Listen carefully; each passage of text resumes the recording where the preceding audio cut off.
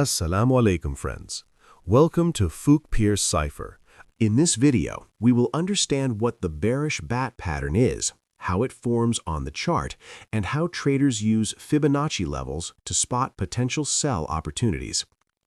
The bearish BAT pattern is a harmonic reversal pattern that usually forms at the end of an uptrend and signals a possible bearish reversal. Like all harmonic structures, it consists of 5 points: X, A, B, C, and D. The pattern begins with the X to A leg, which establishes the initial market move. Point B is formed by a Fibonacci retracement of the X to A leg. For the pattern to remain valid, B must retrace between 38.2% and 61.8%. Next, price moves downward to create point C.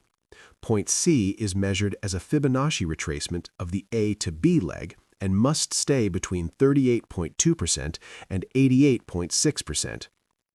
Point D is the final completion point of the pattern.